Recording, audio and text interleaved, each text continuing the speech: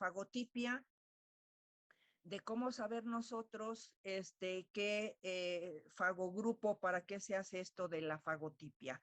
La fagotipia también es hacer un estudio de tipo epidemiológico, como les decía, para saber si una cepa es la misma que está dando un problema en diferentes lugares, si son de un origen común o son de origen diferente, ¿sí? Entonces hay un estudio que se denomina así de fagotipia, ¿sí? Daniel le había dejado por ahí de coanfitrión para que deje entrar a sus compañeros, por favor. ¿Sí? Entonces, vamos a ver, y nosotros ya habíamos revisado, mande, lo que eran los fagos, ¿de acuerdo? Entonces vimos que los fagos tienen dos ciclos.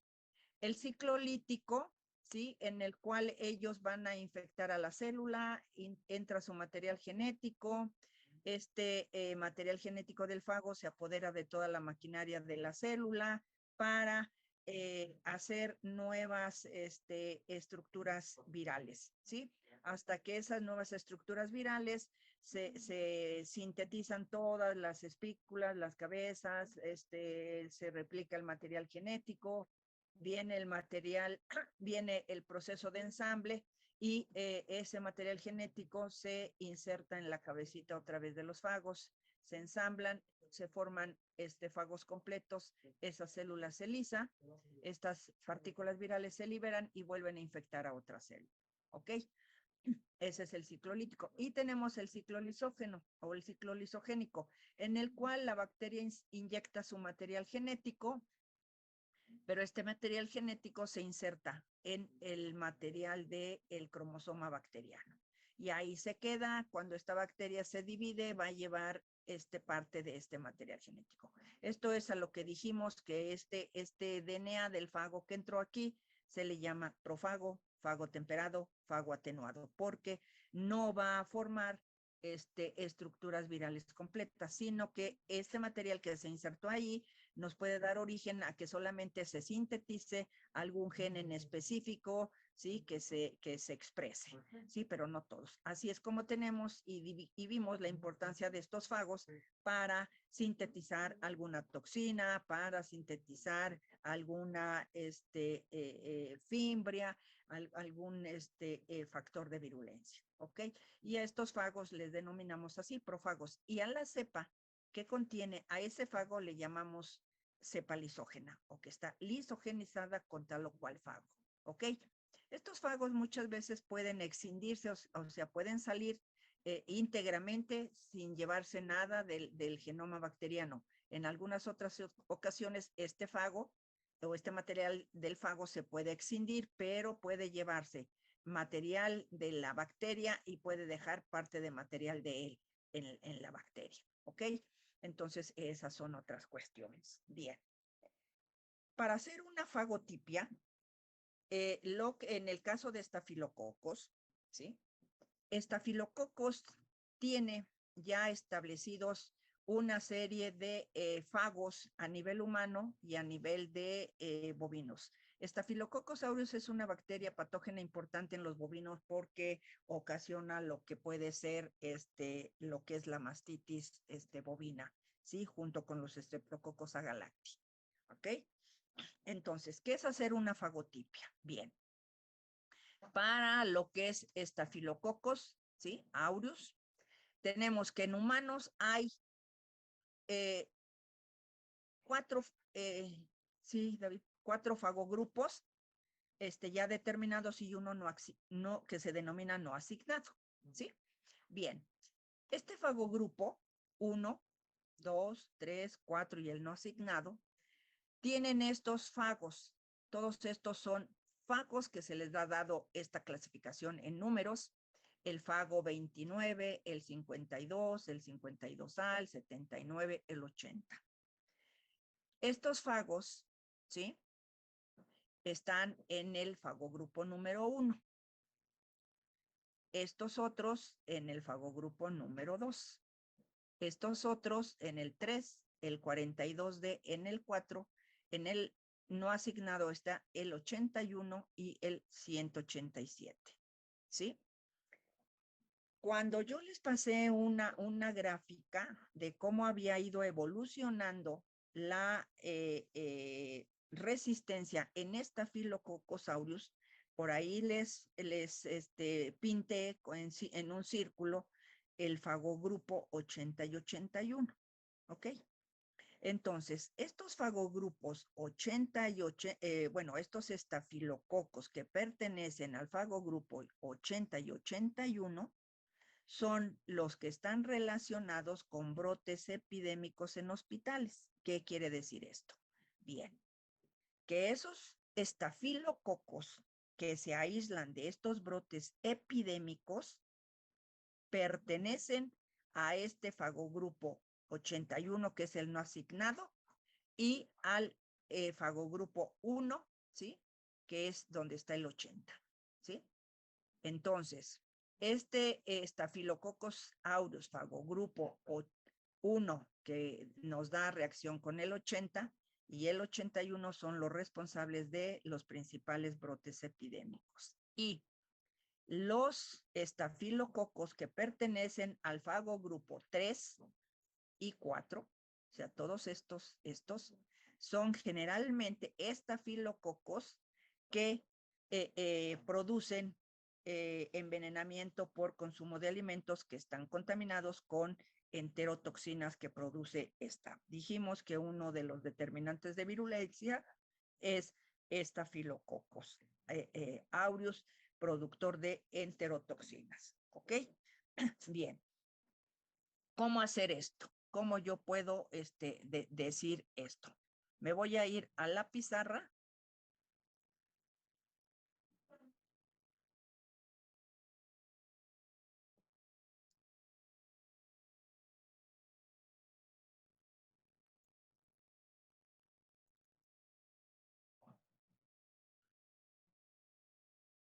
¿Ok? Y vamos a ver cómo hago una fagotipia. Ok. Yo voy a hacer una fagotipia. Vamos a suponer que yo tengo, ¿sí? Una serie de estafilococos que yo aislé de un brote epidémico en un hospital. Yo aislé Staphylococcus aureus, ¿sí? Ahí tengo varias colonias, ¿sí? En un medio de sales y manitol, que es donde aislamos los Staphylococcus aureus, ¿sí? Entonces, en ese medio de sales y manitol, yo aislé, no sé, 10 cepas, ¿sí?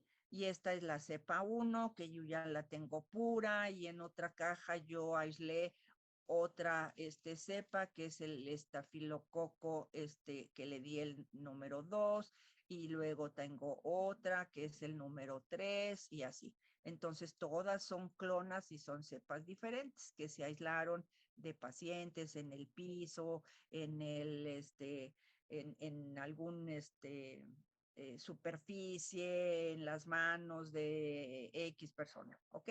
Bien, porque se presentó este brote con estafilococos. Bien, ahora yo quiero ver si pertenece, a qué fagogrupo pertenece, ¿ok? Entonces, para yo ver a qué fagogrupo pertenecen, lo que yo tengo que hacer es sembrar todas mis cepas, ¿sí? En una caja, en una placa, ¿sí? Yo voy a sembrar, por ejemplo, toda en una caja, toda mi, no, eh, no, ¿qué estoy haciendo?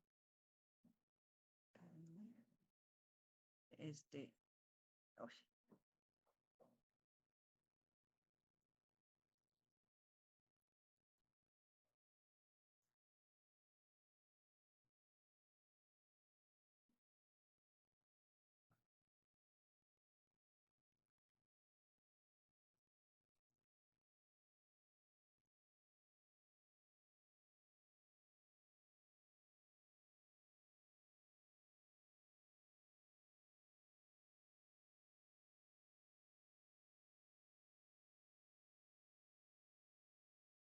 voy a tener en una caja, ¿sí? Voy a sembrar mi cepa 1, ¿sí? Toda así con un hisopo, como hacen ustedes un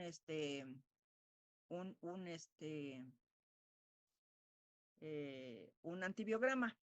Y ahorita les voy a mostrar, hay un inoculador que es el inoculador de Steers, en donde yo voy a poner, tiene toda una serie de pocitos, ¿sí? Ahí. Y en estos pocitos, yo voy a colocar todos mis fagos. Yo abrevio fagos así, ¿ok? Mis fagos. Entonces, aquí pongo, y van numeradas. Entonces, yo puedo poner ahí todos los fagos del fago grupo 1, luego los del 2, del 3, y yo sé en qué pocito están colocados. Y después esta placa de Steer me los deja y me deja caer las gotitas acá en la caja que yo ya tengo sembrada. ¿Ok? Ya en orden. Y yo sé el 1, el 2, el 3, el 4, qué fago llevan. Ajá, ahí, yo lo sé. Ahorita les enseño el dibujito de esto, ¿ok?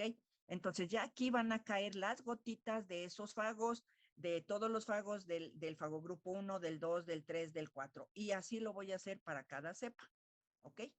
Después yo lo que hago es incubar mi caja, ¿sí? A 37 grados centígrados, ¿sí? Por más o menos 24, 48 horas, ¿sí? En 24 horas están para los estados, ¿ok? En 24 horas. ¿Y qué es lo que yo voy a buscar? ¿Sí?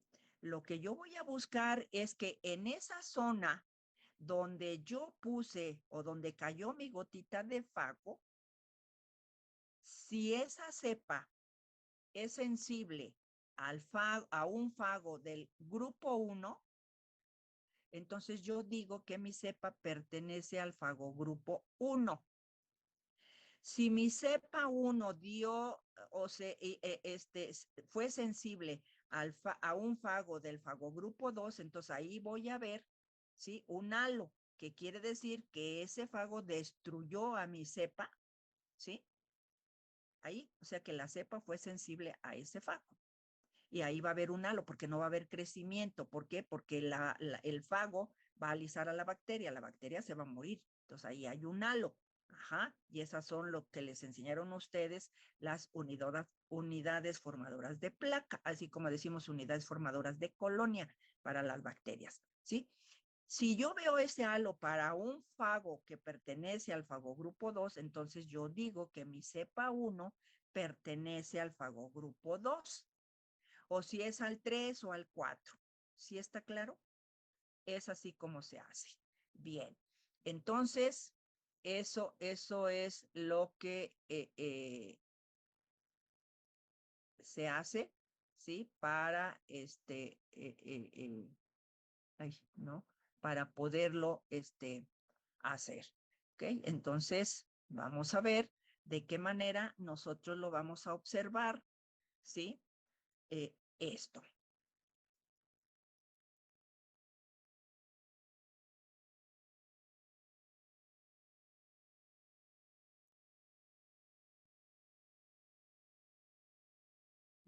Entonces, al hacer eso, ¿sí? Yo lo que voy a hacer es, voy a observar estas placas, ¿sí? Estas zonas líticas, ahí. Cuando mi fago reaccione con la bacteria a la cual pueda infectar, y entonces yo digo que esa cepa es sensible a ese fago. Yo tengo que ver estas placas líticas, ¿sí? Ahí. Entonces, si yo pruebo, como les dije, mi cepa número 1 con todos los fagos, y si mi cepa se lisó, me dejó un halo claro con el fago 80, ¿sí? Nada más digo que pertenece al fago grupo 1. O si me produjo el halo con el fago 52A, yo digo que pertenece al fago grupo 1 o con cualquiera de estos. ¿Ok? En el caso, por ejemplo, acá de las otras que son las de brotes en hospitales, la 81, se prueban todos. Si, por ejemplo, mi cepa me produjo un halo claro, ¿sí? O sea, de lisis, eso quiere decir que la cepa fue sensible y es el fago 81 con el que se apareció esa placa lítica, entonces yo digo que está en el grupo de los no asignados. Y así para estos otros que son de envenenamiento de alimentos, ustedes hacen un estudio de jamones, un estudio de carne, un estudio de algún X alimento y ustedes aíslan un N número de estafilo y quieren ver a qué fagogrupo pertenece, hacen exactamente lo mismo y entonces les deben de caer o sea, deben de dar reacción con alguno de los fagos del grupo 3, ¿sí? Con el 6, 42C, con cualquiera que reaccione de este, entonces ustedes dicen que pertenece al fagogrupo 3, ¿sí? O del 42D al 4, ¿ok? Así es como se hace una fagotipia. Esto se hace para fagos de Stab, para fagos de pseudomonas, para fagos, algunos fagos se usan para hacer taxonomía, como lo van a ver con Vibrio, ajá, el fago 4 de mujer G, ajá, el fagogrupo de Corine, ¿sí? Igual la cepa es toxigénica siempre y cuando esté lisogenizada con el fago. Bien. Entonces, esa es la manera en la que se hace una fagotipia. Y creo que no traigo aquí, no traigo aquí el replicador de Steers, pero este, no, necesitaría ver un proceso de recombinación. Ahí, ok. Entonces, ¿está claro cómo se hace una fagotipia? Sí, sería algo similar como hacer un antibiograma, ¿no? A ver, que casi no le escucho. Ah, que sí sería algo similar al hacer un antibiograma. O sea, no es lo mismo, pero pues algo similar en Ajá, cuanto a sí, sí, sí. la práctica. Nada más, déjenme ver, o alguien tiene ahí a la mano su celular, que busquen en internet, así se llama replicador de Steers, Steers, Steers. No, porque necesitaría abrir otra presentación para que vieran ustedes el equipo. Lo tengo, pero lo tengo en otra presentación, muchachos, ¿sí? Para podérselos enseñar. No lo pasé aquí, no lo tengo aquí para podérselos explicar. Yo lo Ahí. comparto, A ver, sale, adelante.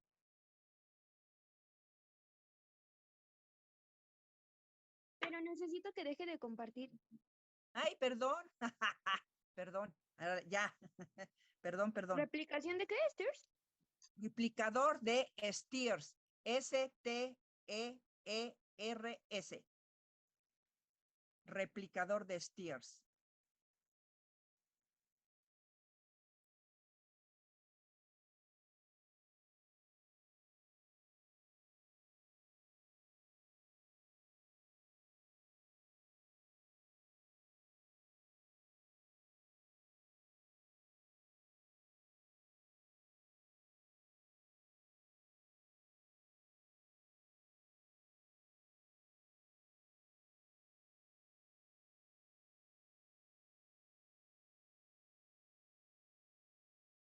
¿Sí lo encontró, Eli? Si no, abro mi presentación, aunque me lleve un minutito.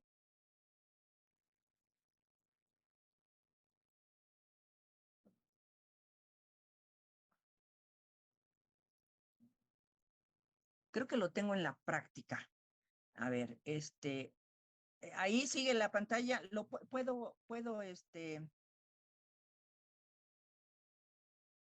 lo comparto yo, profesora. Creo que ya lo tengo.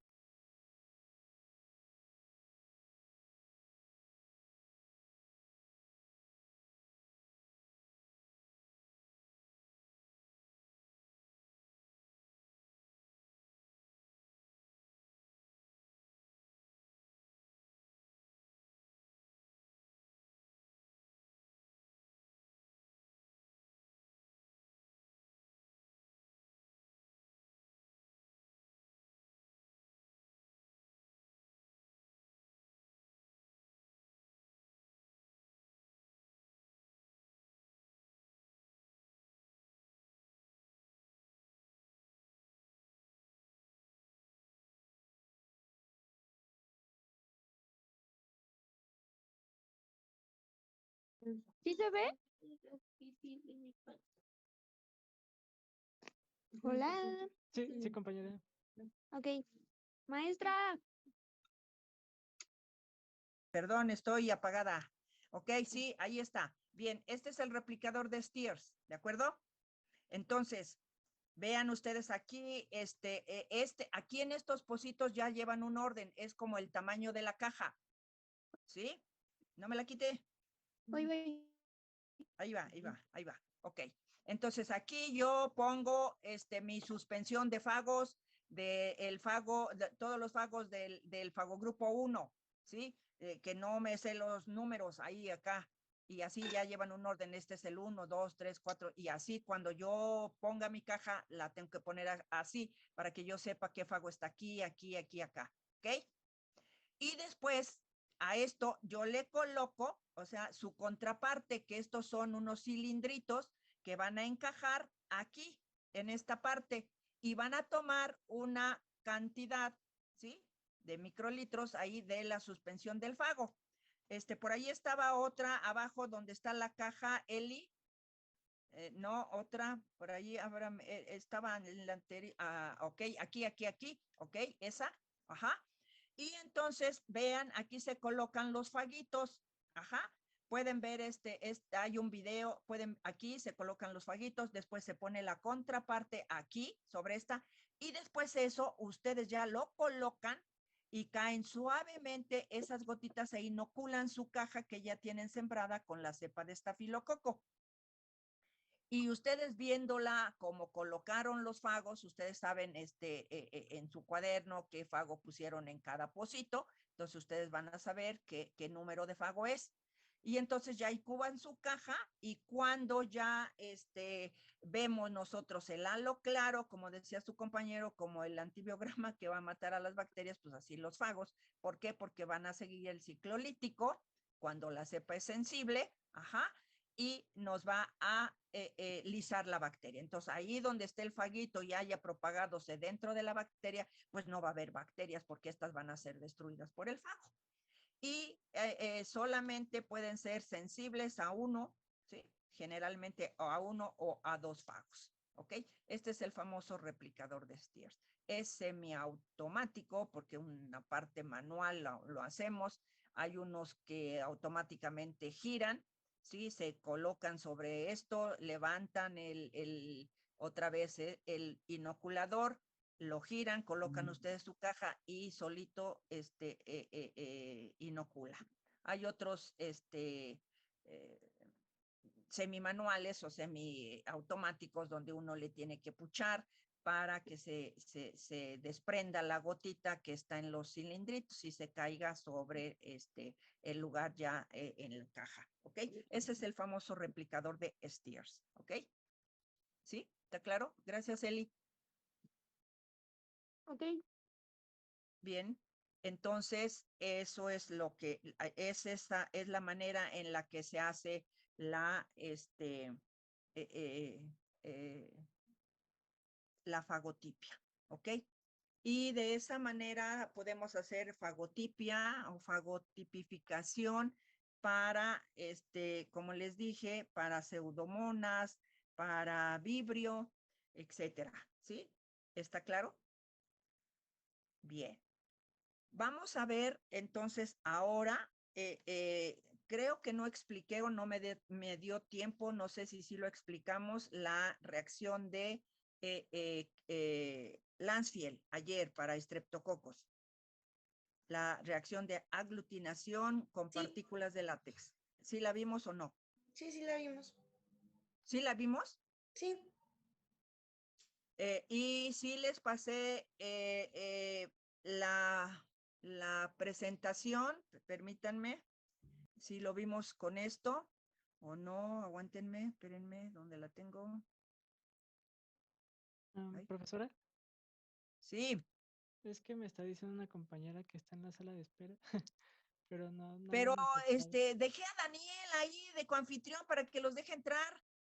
Sí, pero Espérenme pues entonces, no, me ha dicho que no ha podido entrar. a ver, permítame. Ahora ya se me desapareció la de aglutinación, Luis. Espérenme. Espéreme. Vemos esto de cómo se preparan las partículas de látex. Sí, hasta nos dijo que iba a venir en el examen. Ah, perfecto. Entonces sí lo vimos con ustedes. Muy bien. Sale. Ok. Entonces, esto es lo que se da en una reacción de lo que es la reacción de Landsfield.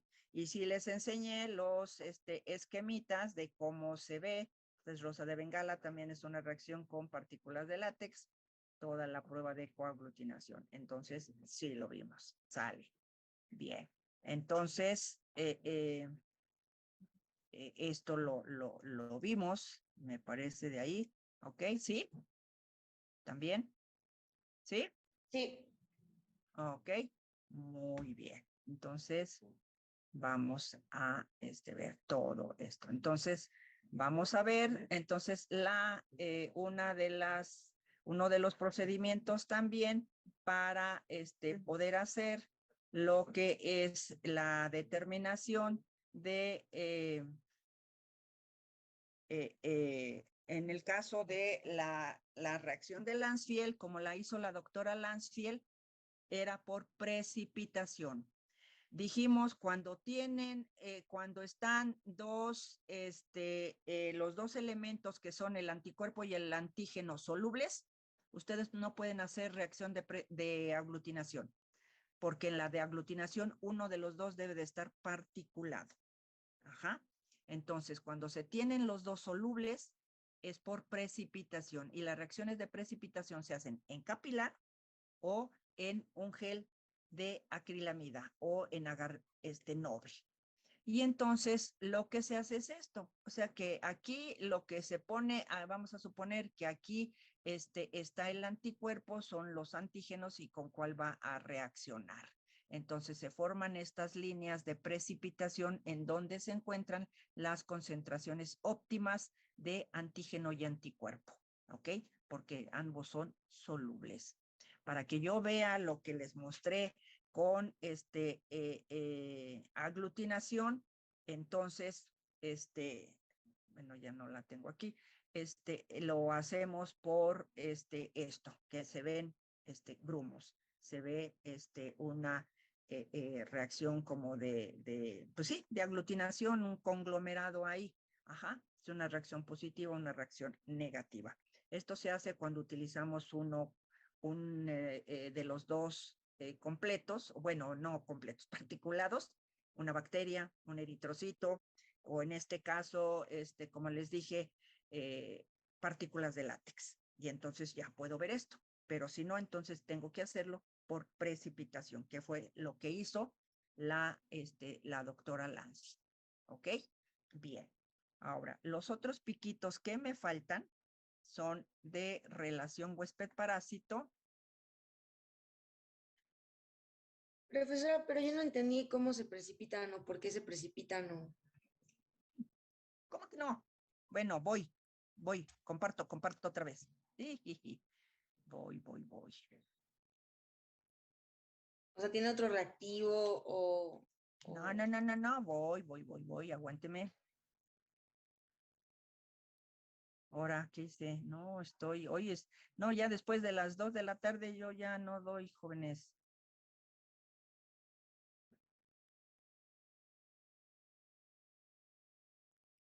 Ay, no, Dios.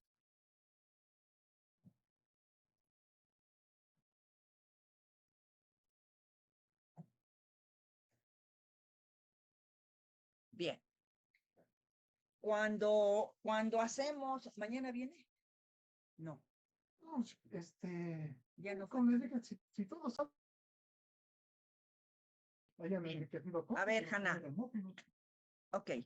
Es que esa sí la entendí, pero esa es de aglutinación, ¿no? La otra, la que dijo que la profesora Landsfield hacía por precipitación, ¿es esa? ¿Es la misma? Pues, ¿cómo que va a reaccionar? Pues lo mismo, espéreme. En una reacción de aglutinación, ahí está la de aglutinación, espéreme, son la de aglutinación, déjeme ver si están aquí las de precipitación. Bueno, ¿qué va a reaccionar? Pues el antígeno y el anticuerpo, que es lo que yo voy a poner. Esta es la de aglutinación, ¿ok? Vámonos a las de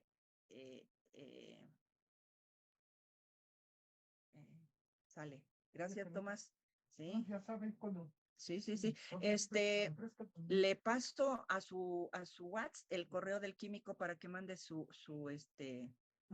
currículum vitae, porfa. Sí. Sale, ok. Bien, a ver, Hanna, en el caso de las pruebas de precipitación, ¿sí? Ahí también van a reaccionar antígeno y anticuerpo, ¿sí? Nada más que en este caso ambos son solubles. En el caso, por ejemplo, de lo que estamos viendo, lo que ustedes les enseñaron de los estreptococos, ¿sí? Aquí, ¿cuál va a ser el antígeno del estreptococo? El carbohidrato. El carbohidrato C, ¿sí? El carbohidrato C específico de grupo, ¿ok? Este compuesto usted lo obtiene de los estreptococos de ahí de su pared por extracción con una enzima, como les dije, y ese es soluble, no es particulado, es soluble, es un carbohidrato. Y el anticuerpo, ¿qué va a ser el anticuerpo? Pues una inmunoglobulina tipo G, que usted obtuvo al haber inoculado este carbohidrato C en un conejo, y de ahí usted purificó las inmunoglobulinas y usted obtuvo ese anticuerpo específico contra este carbohidrato, ¿ok? Esa inmunoglobulina también es soluble. Ninguno de los dos es particulado. Para que yo lo pueda visualizar, se hace en esos, lo puede hacer en un portaobjetos, lo puede hacer en una caja, si usted mete varios ahí. Por ejemplo, si yo aquí pongo el anticuerpo contra el A, ¿sí? Aquí yo pongo el anticuerpo contra el A, y acá en los pocitos, otros, ¿qué voy a poner? ¿Qué voy a poner? Este es el anticuerpo. ¿Y acá qué voy a poner? ¿El antígeno? Los antígenos de varios staff que usted haya aislado de un hospital de pacientes. Usted aisló varios estreptos que usted identificó solamente con la prueba de bacitracina. Pero ahora usted quiere demostrar que realmente sean del A, determinando que presentan el carbohidrato C específico de grupo. ¿Ok? Entonces, esta fue una cepa del paciente 1, del 2, del 3, del 4, del 5, y aquí los pone. Todos los identificó usted con bacitracina, ¿ok? Y a estos estreptococos, usted les extrajo el carbohidrato C. Ese va a ser su antígeno. Y aquí va a poner el carbohidrato que usted extrajo de la cepa 1. Entonces, la única diferencia es que en la de aglutinación hay partículas de látex y en esta no. Ah, ok. Yes. Ah, ok, ya. O que tenga usted una bacteria completa. Ah, y que ahí esté el antígeno. O sea, por ejemplo, la aglutinación que se hace para hacer serología somática del serotipo O, usted utiliza la célula completa y por eso lo vemos como una aglutinación. Ajá. Ok, Vibrio, ya. E. coli, salmonella, esos está la bacteria completa. Usted cuando le hacen el grupo sanguíneo, ¿sí?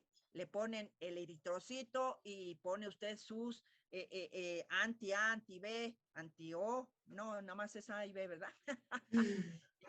Eso, o el RH. Entonces, usted tiene el eritrocito completo, es particulado, es una célula. Ok, aquí, ok. No. ¿Sí está claro? Sí. Ok.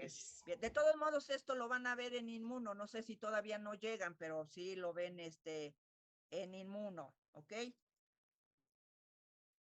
Sí, solo no entendía la diferencia entre uno y otro, pero ya entendí. Perfecto.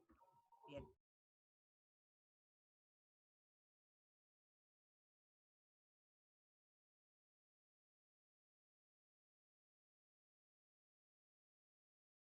Entonces, sí entendemos esa diferencia.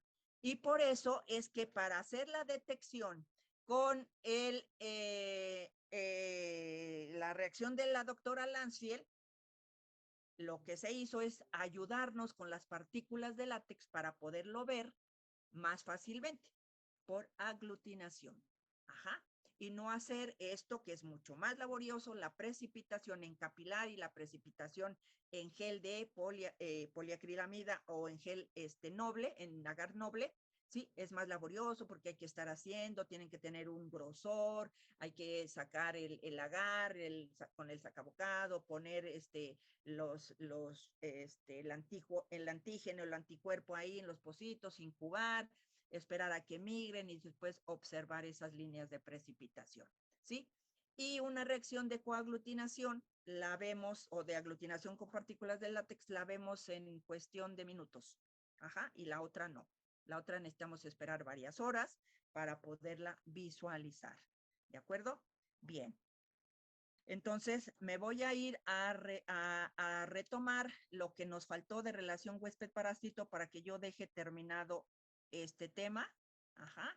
Y que lo único que me falta es los mecanismos de defensa del hospedero. ¿Ok? Bien. Entonces,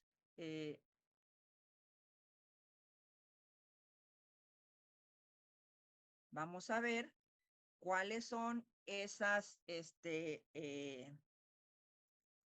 no les digo, no sé, Luis, hoy estoy mal aquí, todo me sale mal. No, es que le doy en la que quiero y se me regresa hasta la primera. Aquí, y ahora. Del F5. F5. No, o sea, F5.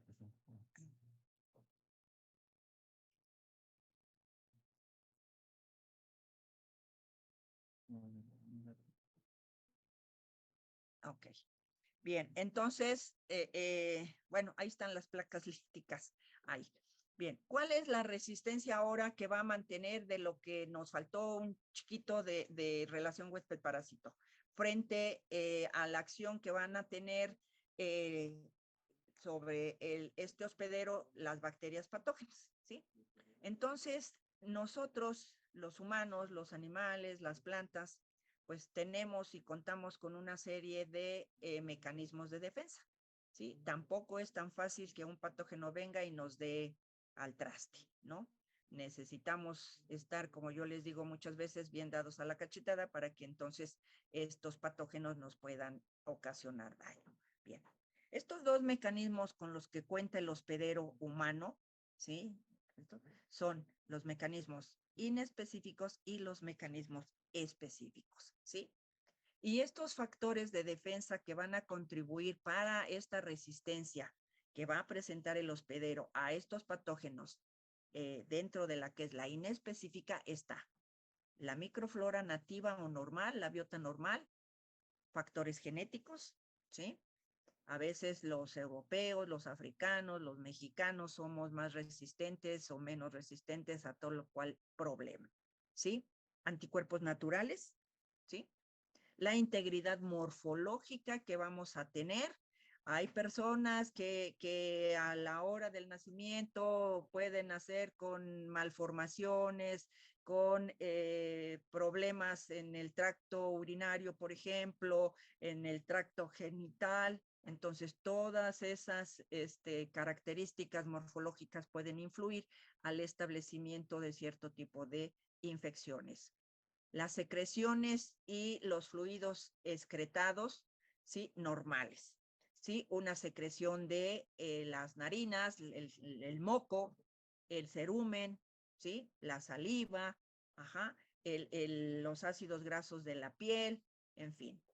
En algunos libros ponen a la fagocitosis como específico, en muchos otros lo ponen como una respuesta inespecífica, ¿sí? La mayoría coincide que está dentro de la respuesta de defensa inespecífica. Bien.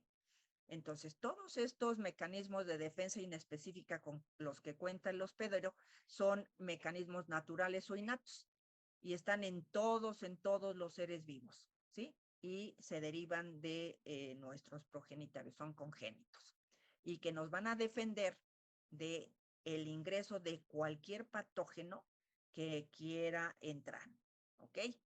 Sin embargo, su eficacia es desigual, ¿Por qué? Pues porque algunas veces esta infección puede entrar y solamente va a tardar un poquito más de tiempo en algunos en que aparezca el problema.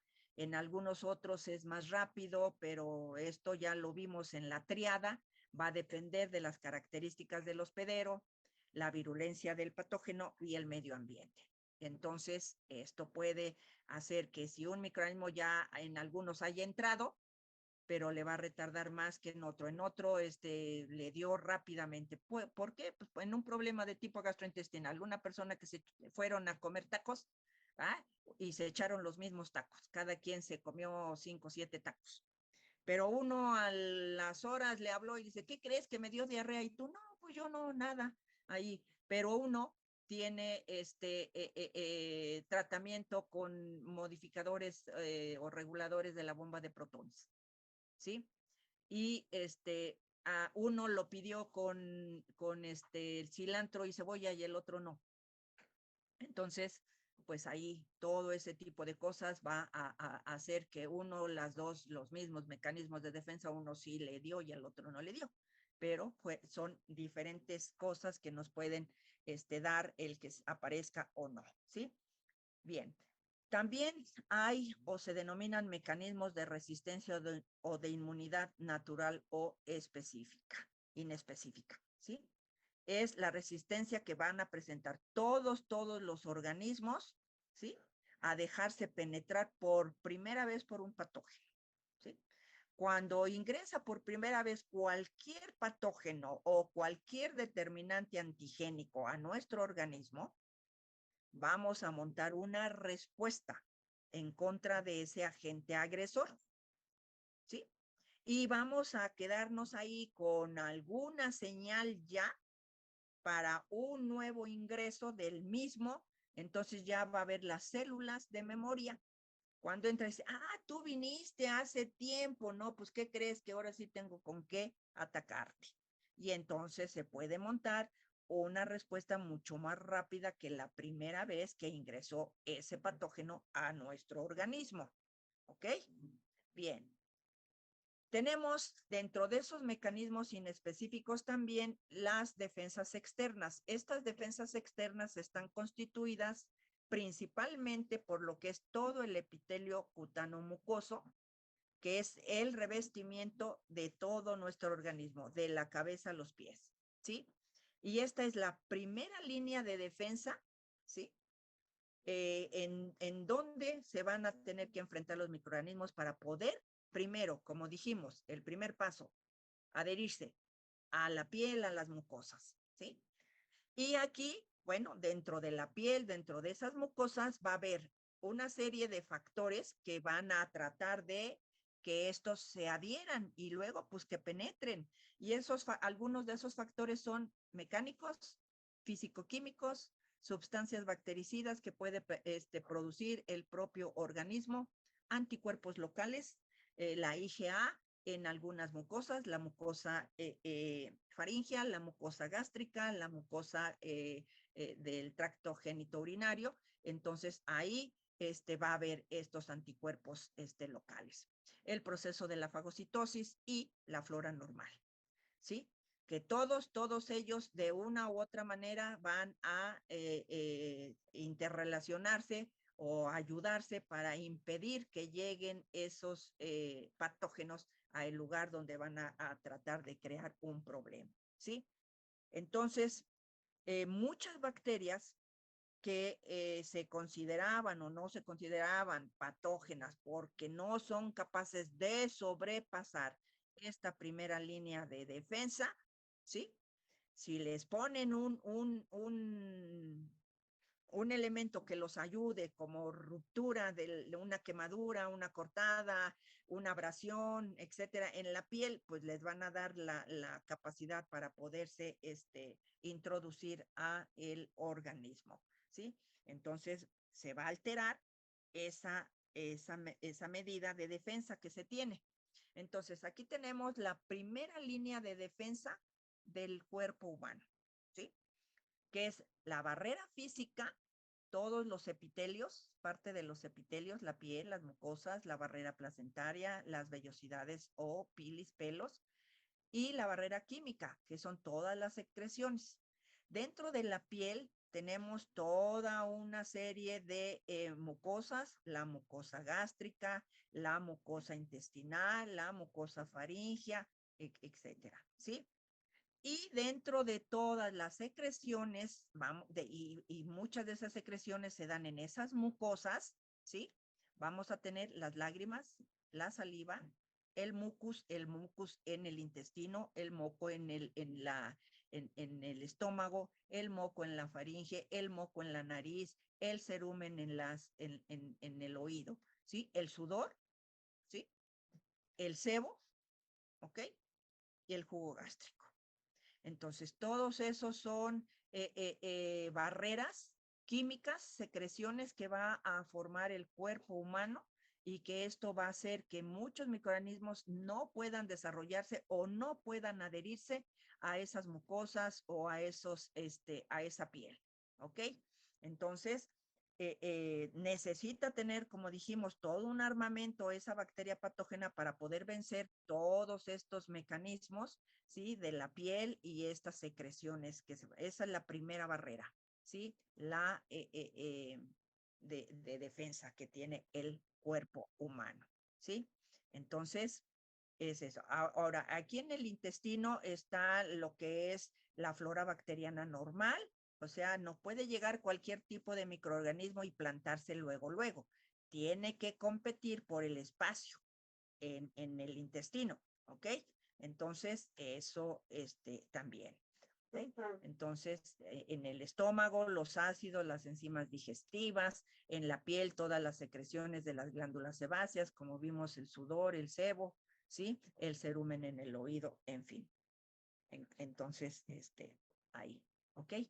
Entonces, la piel es, depende de la persona, esto es también genético, es seca, queratinizada e impermeabilizada por la secreción del sebo, ¿sí? Y es el primer obstáculo mecánico muy difícil de superar si no hay una acción traumática, como les dije, una maceración, una normalidad fisiológica o destruimos su integridad con una quemadura, con una cirugía, aunque sea programada, vamos a lesionar la piel y por ahí, entonces, ahora sí, algún microorganismo, inclusive de flora normal de piel, puede entrar, puede penetrar y alcanzar el torrente circulatorio, tejido más profundo, ¿sí? La piel está en constante descamación y por lo tanto esta va a ir quitando, descamando algún microorganismo que se pueda plantar ahí en la piel. El sudor, el sebo van a eliminar gran cantidad de bacterias que tenemos en la piel, ¿ok? La mayoría de los microorganismos o de las bacterias son incapaces de penetrar la piel intacta, ¿sí? Ninguna. Y salvo que haya, como les dije, alguna lesión. Entonces sí, cualquiera puede entrar. Sí, pues es como si está su casa cerrada y no tienen llave para abrir, pues no van a poder entrar. Pues así las bacterias necesitan una llave para poder entrar y que se les abra ahí el lugar, si no, no. ¿Ok?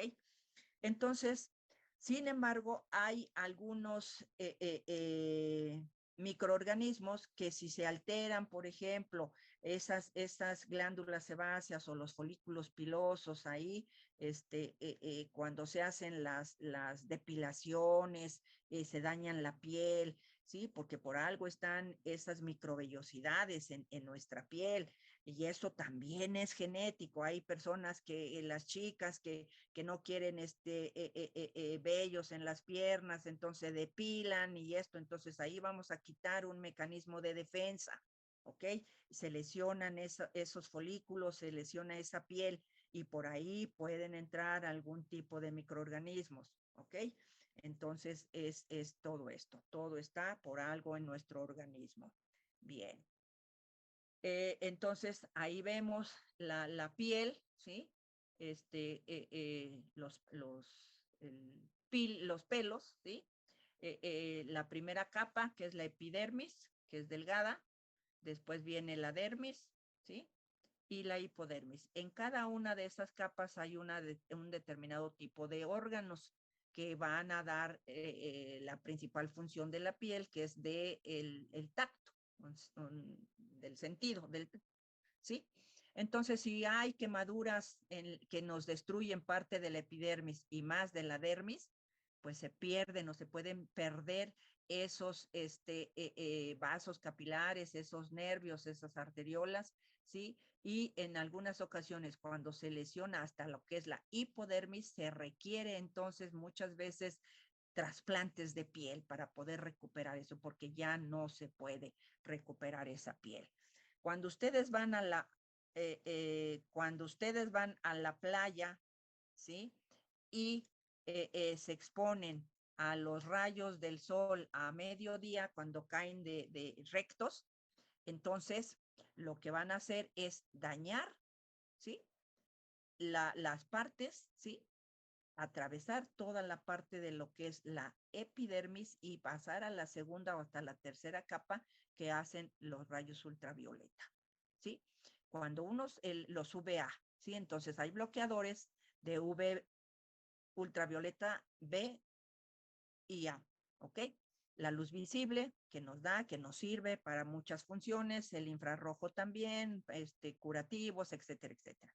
Pero los rayos ultravioleta, la luz ultravioleta tiene una acción, ¿sí? Dañina sobre las células. Puede originar cáncer de piel, ¿ok?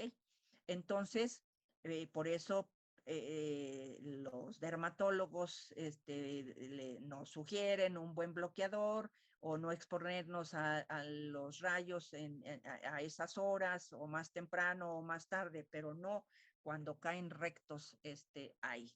Cuando lesionamos la piel, ¿sí? Por quemaduras, es una quemadura de primer grado, nada más se lesiona la epidermis, pero una quemadura ya de segundo grado, donde ya se lesiona la dermis, o una de tercer grado, donde ya se lesiona hasta la hipodermis, entonces nos pueden crear ahí problemas sumamente serios, porque en esta pues no se daña fuertemente, en una semana se recuperan, pero esta no. Y aquí ya pueden entrar muchos microorganismos directamente a torrente circulatorio, al músculo, etcétera, y ocasionar problemas serios a esa persona. Esto es la mano. Cuando las quemaduras que tenemos del cuerpo por agua caliente que les cae en el pecho, en el brazo, etcétera, o hay quemaduras también por compuestos químicos, ¿sí? No nada más por fuego, ¿ok? Bien, las mucosas, aunque de menor resistencia, estas están menos expuestas que la piel a traumatismos. ¿Por qué? Porque estas mucosas van a estar recubiertas, ¿sí? Por la ropa, como es el caso de el tracto genital, ¿sí? El tracto urinario, ¿sí? Entonces ahí, o partes de la piel que son más sensibles, como todo el dorso, la espalda, las piernas, a veces, ¿o sí? Que las que están más expuestas, como los brazos, las extremidades inferiores, superiores, ¿sí? Entonces, estas mucosas pues están protegidas primero por la ropa y después por una serie de secreciones que van a defendernos del acceso de patógenos.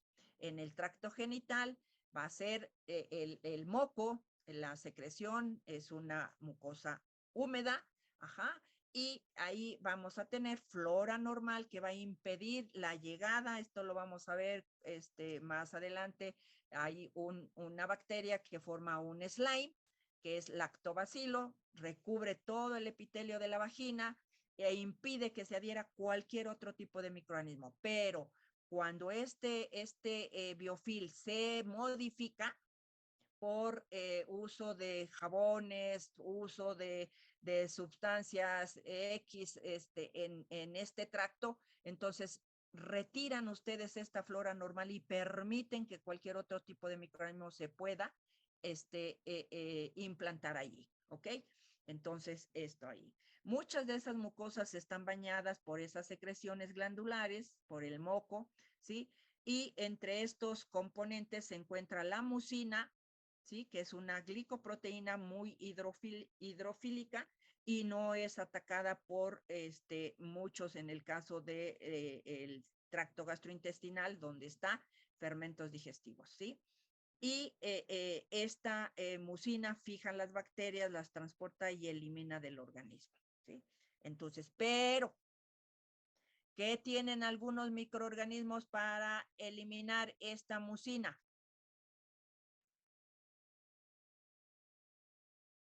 ¿Qué tienen? Lo vimos en unas tablitas. ¿Cómo se llama la enzima que va a destruir esta?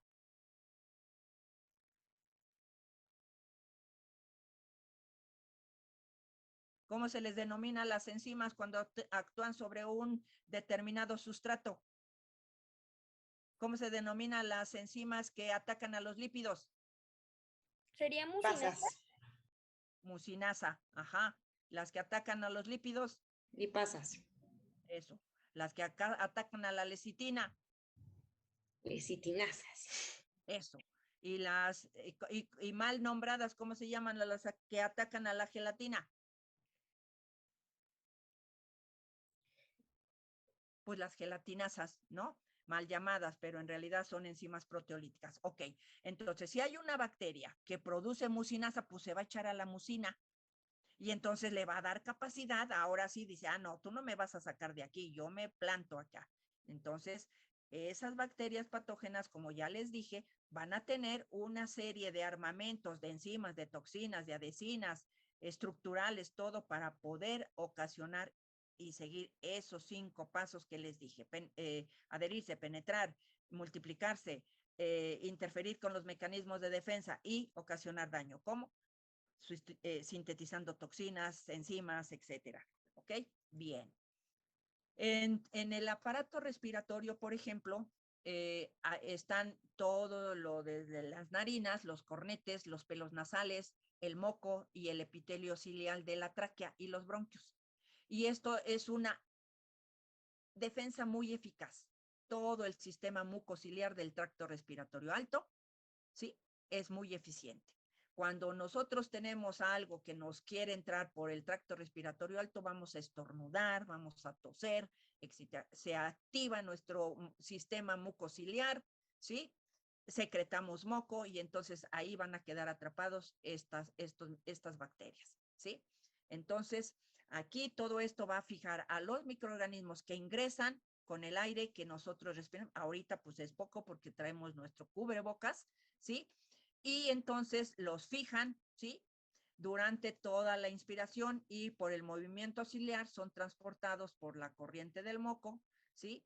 A la base de la lengua, la faringe, donde pueden ser deglutidos y destruidos por la secreción gástrica. Y si no, cuando estornudamos, cuando no sonamos, entonces por ahí los vamos a sacar, ¿sí? El reflejo de la tos y el estornudo colaboran en esta acción defensiva de todo el tracto respiratorio. Yo les dije, cuando en casa están preparando chile para hacer una salsa y están bien picosos, todo mundo empieza a toser. Mamá, ¿qué estás haciendo? Ahí es un mecanismo de defensa. ¿Por qué? Porque están agrediendo a su sistema respiratorio, ¿sí? O cuando está alguien que es muy alérgico al polvo, o están barriendo, les empiezan a dar tos o estornudar, ¿ok? Entonces, a través de este sistema de defensa respiratorio, difícilmente entra microorganismos. ¿Por qué? Porque estos van a ir dentro de partículas de polvo y esas partículas de polvo deben de ser, ¿sí?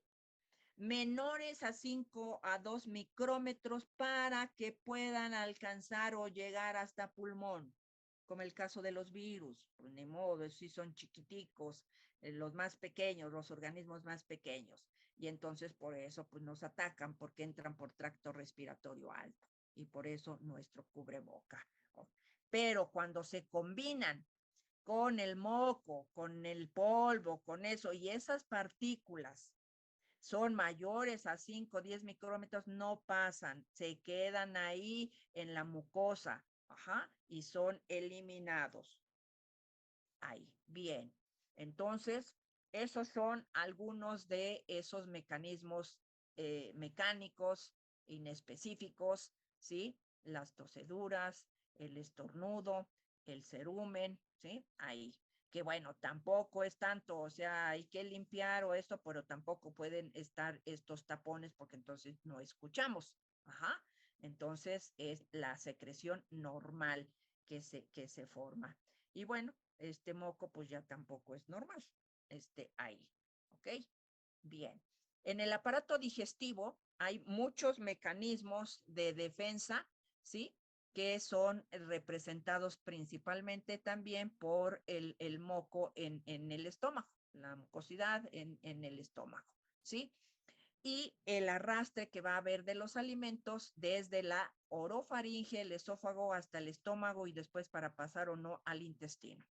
Entonces, desde que entra la cavidad oral, ahí se va a enfrentar con la lisozima, después con todo el pH y las secreciones del esófago, el estómago, y si llegan al intestino con la flora normal, con el movimiento peristáltico, con las secreciones de las glándulas de la mucosa intestinal, ¿sí? Que van a tratar y los van a llevar o los van a jalar hasta el intestino grueso para poder ser eliminados. Pero si uno cuenta con que puede resistir esas concentraciones de ácido como el helicobacter o tienen cómo luchar contra la flora normal y se establecen, producen toxina, dañan el epitelio, las microvellosidades, pues entonces sí nos pueden ocasionar un problema, ¿ok? Entonces, en el caso de lo que es el intestino, pues va a ser principalmente la peristalsis, ¿sí? El movimiento peristáltico que se tiene cuando un alimento no nos cae bien o cuando entra una bacteria y el organismo lo quiere desalojar, el intestino empieza a moverse, empiezan a tener como yo les digo, guruguru, ¿sí? En el estómago. Y entonces dice, hoy me va a dar diarrea o me va a dar esto, porque empiezan con un movimiento peristáltico, ¿sí? Pero ahí en lo que es en el estómago, vamos a ver que va a funcionar desde lo que puede ser el sistema nervioso, ¿sí? Para a veces dar un problema, ¿sí? A veces dentro de lo que son los alimentos, pues de la vista, como dicen, nace el amor. Entonces, y el olfato y el gusto. Entonces, a alguien le gusta mucho el olor, no sé, de cierto tipo de alimentos, pero pues del olfato a la vista y el gusto son cosas totalmente diferentes. Y a veces están pensando, ay, ahorita me voy a ir a echar unos tacos, me voy a ir a echar una torta, me voy a echar unos mariscos, me voy a echar esto. Desde ahí empieza a trabajar también esta regulación a nivel del sistema nervioso. Pero ya en lo que es el mecánico, el que nos llega el alimento hacia lo que es el estómago, pues ahí ya dependiendo de el tipo de alimento que vaya contaminado con el patógeno, la dosis, las condiciones del hospedero, como ya dijimos, entonces puede haber respuesta, ¿sí?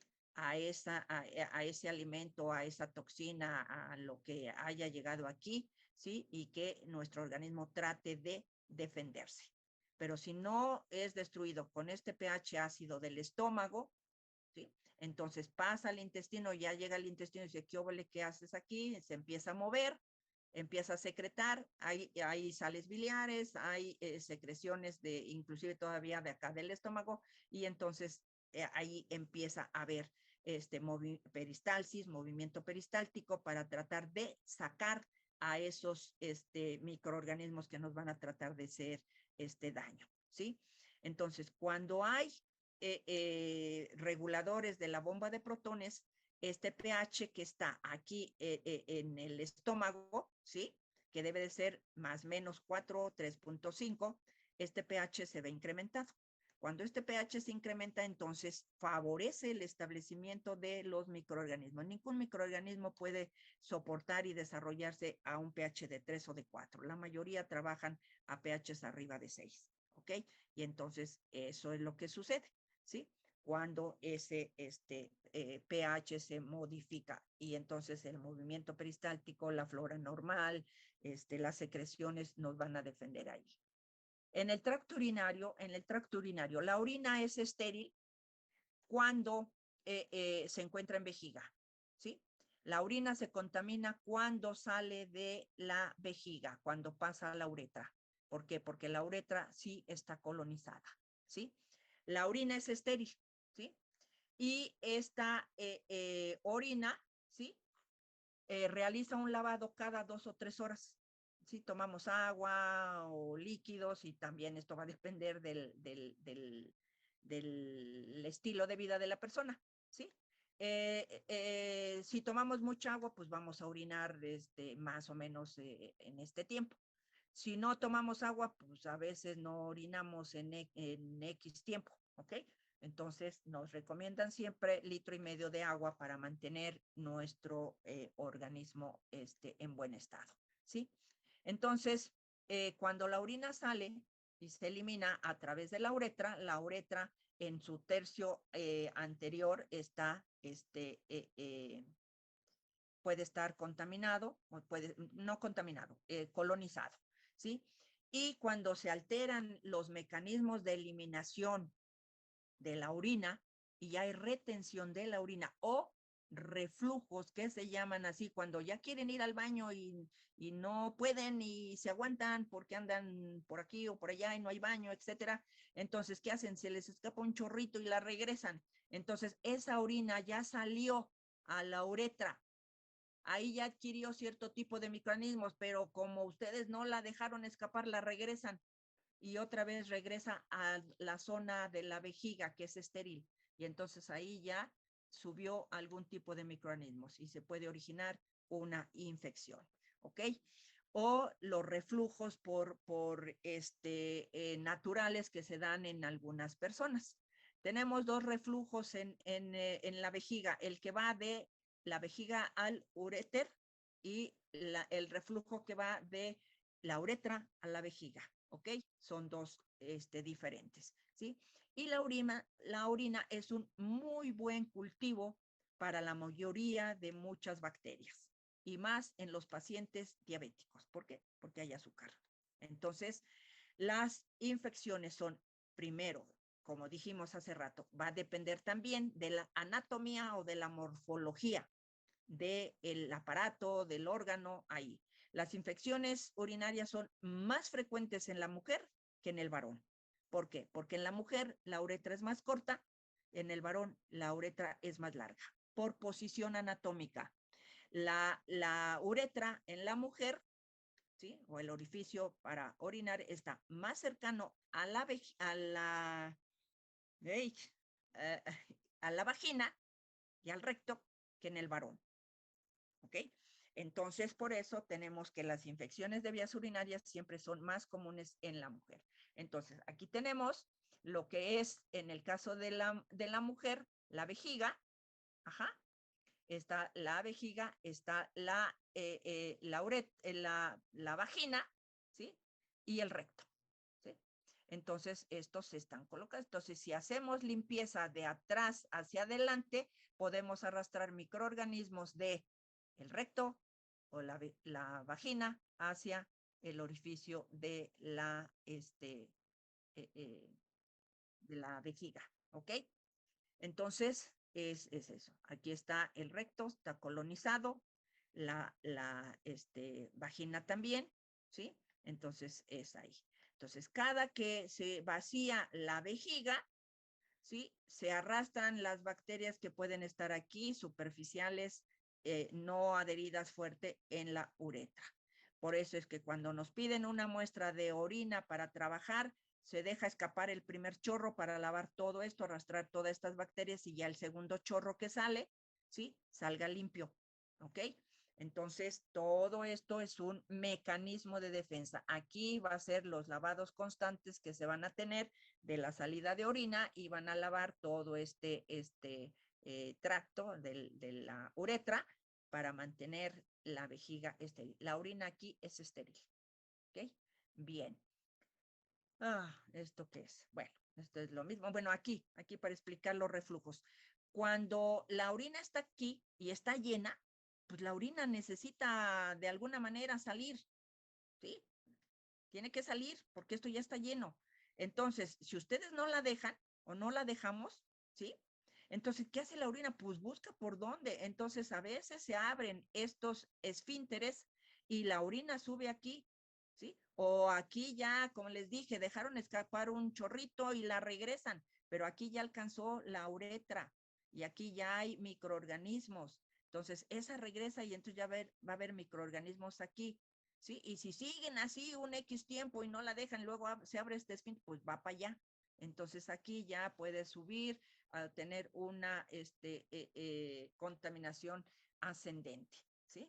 En esto. Y nos pueden dar problemas serios, ¿ok? Otros problemas que nos pueden dar el establecimiento de cierto tipo de patógenos o alteraciones, estos son los famosos cálculos, pero eso ya lo veremos en diagnóstica, ¿sí? Ahora, ¿cuáles son los factores físico-químicos? Los factores físico-químicos son todas las secreciones de las mucosas, ¿sí? La acidez que van a dar o la alcalinidad o la grasa en las mucosas o en la piel, ¿sí? El pH de las secreciones y las mucosas es variable, ¿sí? Y en especial la acidez. La acidez representa uno de los mecanismos de defensas que tienen algunas mucosas para impedir la multiplicación de muchos microorganismos, ¿sí? En la piel, las secreciones sudoríparas y sebáceas forman un manto ácido, es ácida la piel, y esto va a dificultar que cualquier tipo de microorganismo pueda colonizar, o sea, se pueda adherir, ¿sí? El tubo digestivo, la acidez gástrica, ya lo dije, el ácido clorhídrico que está ahí secretándose constituye una barrera para la mayoría de las bacterias, ¿sí? Con excepción, como ya dije, de Helicobacter pylori y de Mycobacterium tuberculoso, que son las dos bacterias que tienen la capacidad de poder sobrevivir a ese pH en el estómago, ¿ok? Ahí. Y en el caso de algunos otros microorganismos, ¿sí? Cuando hay alteraciones en algunas personas como anemia, neoplasia, gastrectomía, lo que les dije de reguladores de la bomba de protones, entonces cualquier infección con algún patógeno, la dosis infecciosa se reduce. O sea, con menos cantidad se puede llegar a provocar un problema, ¿sí? Entonces, esto es importante, el mantener la acidez en el estómago, pero algunas veces, bueno, pues esto no es posible por los problemas personales que tienen, ¿sí? En el caso de la mucosa vaginal, el pH, ¿sí? Si en la infancia, antes de la menarca, ¿sí? Es alcalino y no va a proteger de las infecciones, ¿sí? Pero después ya cuando empieza la pubertad, cuando empieza ya el funcionamiento hormonal, cuando ya hay el ciclo menstrual, ya hay todo el funcionamiento durante toda esta etapa, entonces el pH ahí se modifica porque va a haber circulación de estrógenos. Esto va a hacer que se acumule glucógeno en estas células de la mucosa de la vagina y que este glucógeno, al ser metabolizado por los bacilos que predominan en esta mucosa, que es el bacilo de Doederlein, nos va a dar lugar a que se produzca ácido láctico. Y este ácido láctico va a bajar el pH a un pH de 4.5. Entonces, en las niñas hasta los 12, 13 años, el pH es alcalino. De los 13 años, 12 años, cuando empieza la menarca, entonces el pH se modifica y va a ser de 4.5 por toda esta situación. Este pH no va a permitir que se desarrolle la mayoría de microorganismos a ese nivel. Solamente algunos estreptococos y algunos dipteroides, pero todos los demás microorganismos no pueden llegar a crecer a ese pH, ¿sí? Cuando ya viene entonces, después se termina todo este periodo y viene la menopausia, entonces ya no hay menstruación, ya no hay glucógeno, la secreción vaginal se hace nuevamente alcalina y son otra vez frecuentes las infecciones en las mujeres ya de la tercera edad, de los 45, 50 para arriba, frecuentemente que puedan sufrir infecciones del tracto vaginal. ¿Sí? Ahí. Es menos durante la etapa reproductiva. Ahí. Entonces, a partir de esa pubertad, se va a generar todo este sistema de defensa en esta mucosa vaginal para que no haya la colonización con algún patógeno, ¿sí? Entonces, eso es lo que va a defender de aquí. Bien, ¿cuáles son esas sustancias bactericidas que va a tener el organismo en la piel, en las mucosas, para poderse defender e impedir que sea atacado por algunos de estos microorganismos? ¿Sí? Muchas de esas sustancias, todas son de origen celular y pueden presentar una actividad bacteriostática, o sea, detener, pero no eliminar completamente al patógeno, o bactericida, que sí lo pueden destruir completamente. Dentro de esas sustancias tenemos a los ácidos grasos no saturados, que son los que se forman en la piel, la secreción sebácea de la piel, ¿sí? Estos ácidos grasos sí tienen una acción bactericida sobre bacterias y hongos, ¿sí? O sea, difícilmente nosotros nos infectamos con un hongo en la piel, a menos que sea por falta de higiene o que lo adquieren en un baño público porque andan mucho en la tierra y tuvieron por ahí una cortadura en una uña o una cortadura en un pie, entonces puede haberse, pero menos no, es difícil, ¿sí?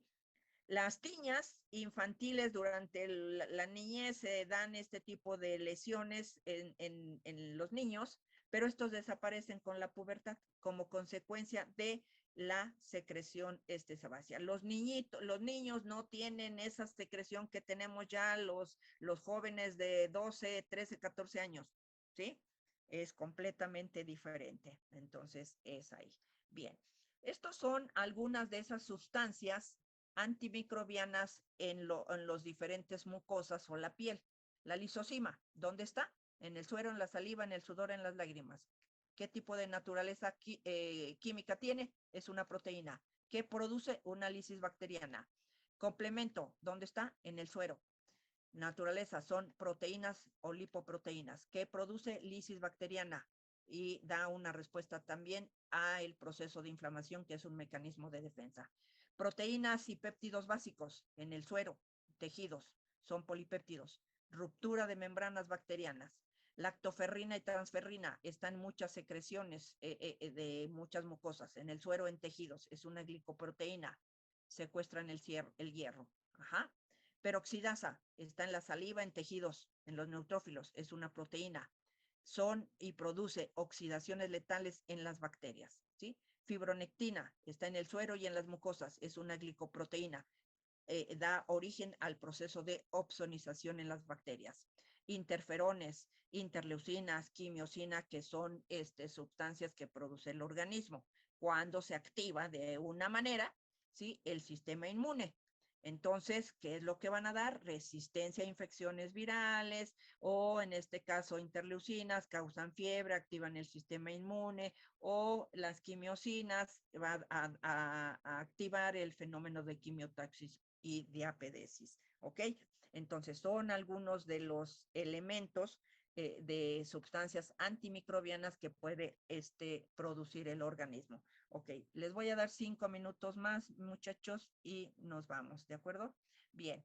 La lisosima de las secreciones y en las células esta es una proteína de peso molecular bajo y tiene una actividad de hidrolizar el peptidoglicán de las bacterias, ¿sí? Entonces, como les dije, esa la tenemos en la cavidad oral, ¿sí? Ahí, ¿ok? Entonces, en consecuencia, si hay una bacteria que entra o esto y está ahí lo que es esta lisosima, pues, ¿qué es lo que va a hacer? La lisosima, pues va a romper, va a impedir que se forme el peptidoglicán, la bacteria se muere por lisis osmótica. Ahí, ¿sí? Entonces, ya dije, se encuentra en la piel, en la saliva, en la secreción nasal, en las lágrimas, en algunos líquidos orgánicos, en las granulaciones de los leucocitos y los polimorfonucleares, ¿sí? Y presenta una actividad, esta lisozima, principalmente sobre gram positivas, ¿sí? En la cual la mayor cantidad de la pared está formada de peptidoglicana, a diferencia de las negativas que tienen menos cantidad y tienen más membrana externa, ¿sí? Sin embargo, también puede tener acción sobre algunos bacilos gram negativos, ¿sí? Ahí, ¿ok?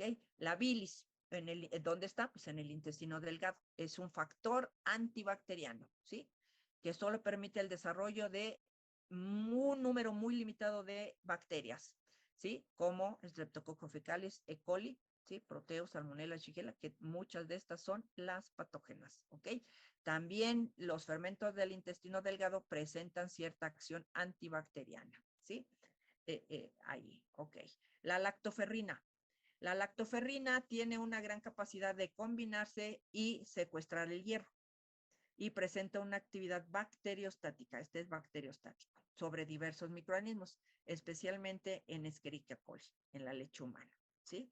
Entonces, y se ha comprobado que la administración de hierro aumenta la frecuencia de sepsis neonatal.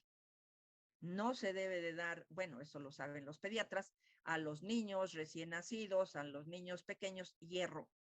El hierro se da hasta que el niño ya tiene una función perfectamente bien de todo su sistema inmune y de respuestas de defensa. ¿Por qué? Porque si hacen esto, entonces coli y el bebé se coloniza inmediatamente después de que sale de la madre. ¿Ok? Todo se coloniza, el tracto respiratorio, el tracto intestinal, la piel, etcétera, etcétera. Bien. La lactoperoxidasa de la leche y la saliva. Constituye también una acción antimicrobiana, ¿sí? Y esta lactoperoxidasa, en presencia de lo que es el peróxido de hidrógeno, va a catalizar la oxidación, ¿sí? Del tiocianato en un ion que es el hipotiocianato, que tiene o va a tener acción inhibitoria sobre Escherichia coli y muchas otras bacterias, ¿sí? Entonces, esta enzima también es importante, está en la saliva, está en la leche materna. Y así tenemos otras, como son las proteínas básicas. Estas proteínas se liberan de las células y los tejidos cuando estos se alteran durante el proceso de inflamación, ¿sí? Y presentan propiedades antibacterianas, ¿sí? Y estas proteínas básicas que se han estudiado y que se han dado, que se producen durante estos procesos en alguna infección, porque luego se nos inflama la garganta, se nos inflama cuando tenemos un absceso, etcétera. Y estas son las protaminas e histonas, la espermina y la espermidina, ¿ok? Estas actúan frente a estafilococos, Mycobacterium tuberculoso, etcétera. Y esto lo hacen porque se van a combinar con polisacáridos ácidos que se encuentran en la superficie de las bacterias. Y entonces de esa manera los van a neutralizar o los van a inactivar, ¿sí? La presencia de urea en la orina o de algunos de los productos de la descomposición de la urea, como es el amonio, ¿sí? Ahí. Estos productos van a facilitar el desarrollo de proteos mirabilis en algunos, como en este caso, en la vejiga, en la orina. Pero para algunos otros, ¿sí?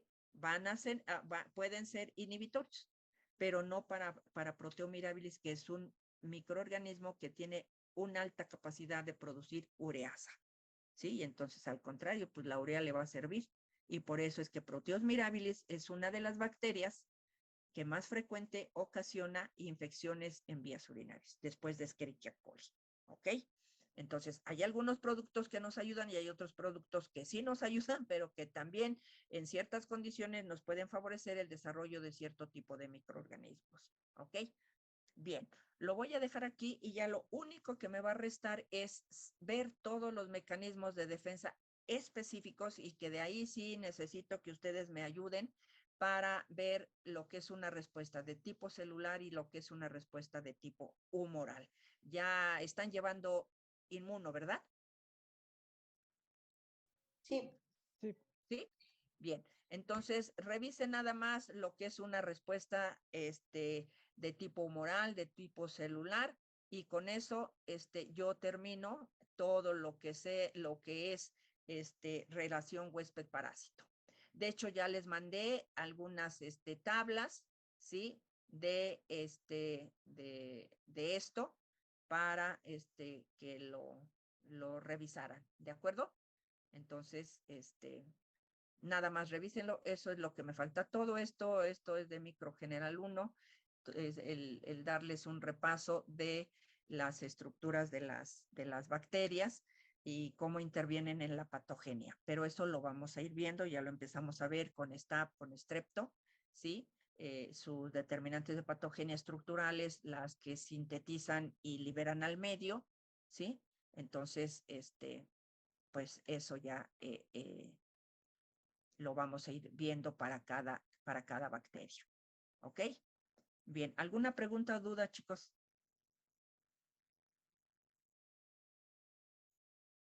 No. ¿No? Bien, ok, entonces nos vemos.